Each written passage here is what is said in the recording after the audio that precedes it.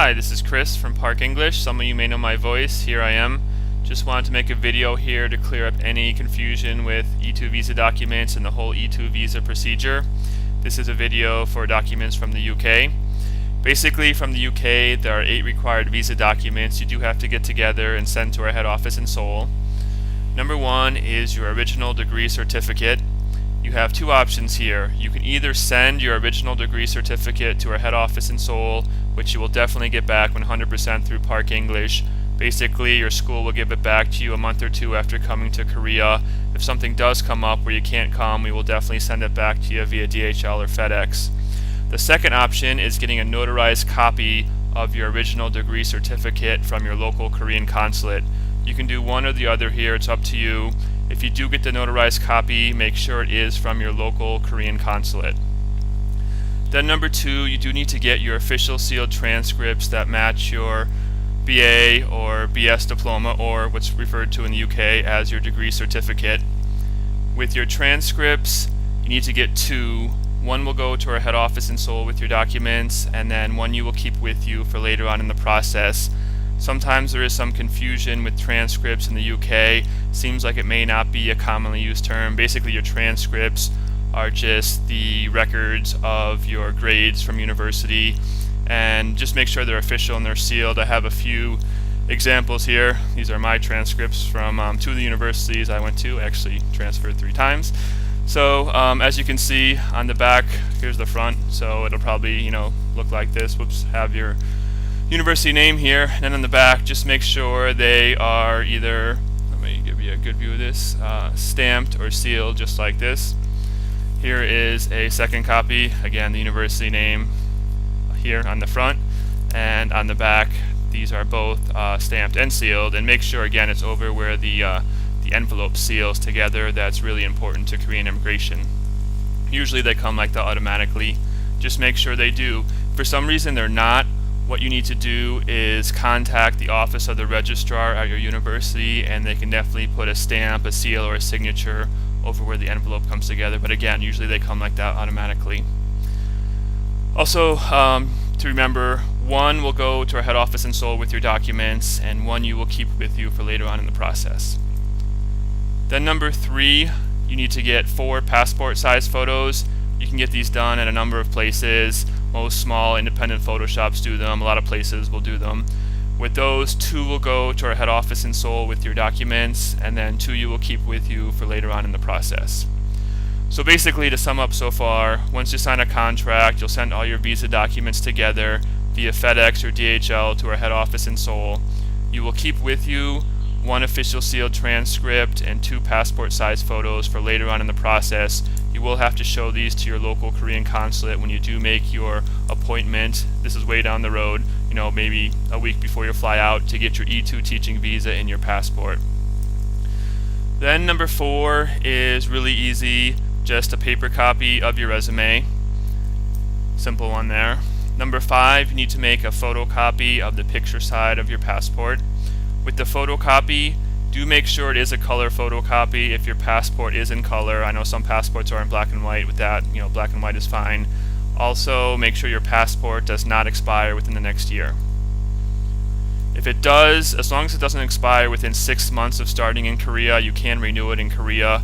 Otherwise, you need to renew it in the UK before immediately. Basically, that'll be the first thing you want to do if your passport has expired or will be expiring within the next 6 months.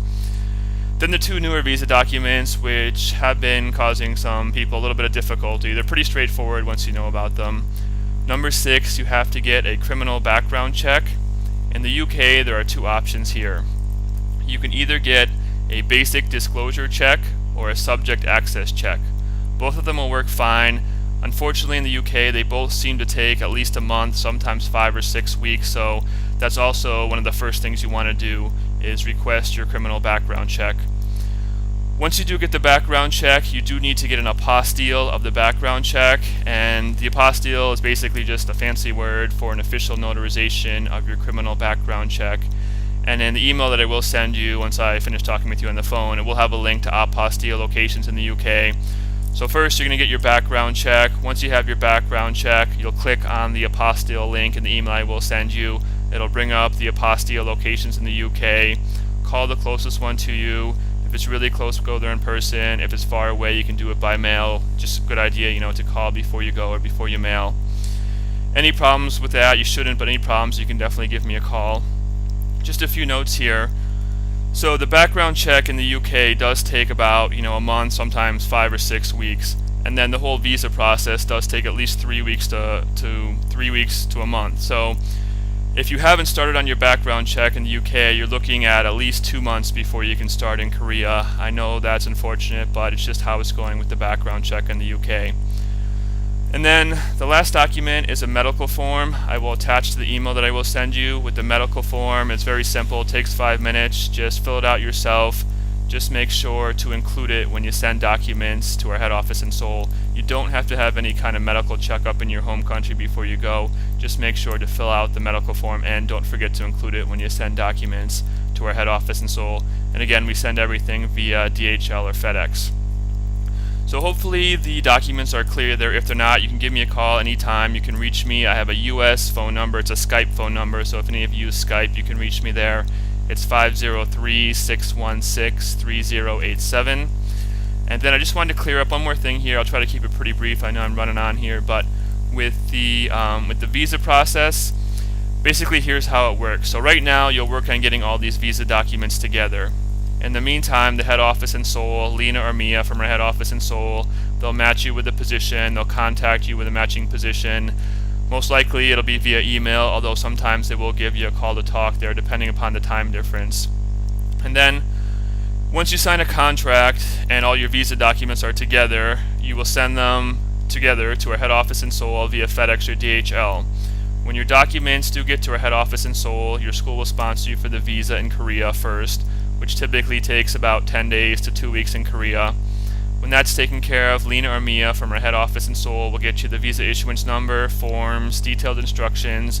You'll call your local Korean consulate, you will make an appointment, and if you need information on your local Korean consulate, it will be in the email I will send you. It also will be on the homepage of our website. There will be a link there for Korean consulates. Once you make your appointment, then you will go there in person. They will give you a little interview, and then they will put your E2 teaching visa in your passport. Once your visa is in your passport, our head office in Seoul will schedule your flight. Typically, you fly out 3 or 4 days after that, depending upon the whole timing of the visa process. But that's normal to fly out about 3 or 4 days after getting your visa and your passport. But it wouldn't be uncommon to fly out a week after that, depending upon when you start. So the big thing in the UK is getting the background check, because that can take about a month or even more than a month. So that's the first thing you want to do. Also, too, with timing, it depends. If you're not looking to go, say, until 4 or 5 months from now, from when you apply, from when I talk to you, then there's going to be more of a waiting time to get a match. But if you're looking to go within a month or 2, or sometimes even 3 months, Lena or me at the head office in Seoul, they will get you a match fairly quickly.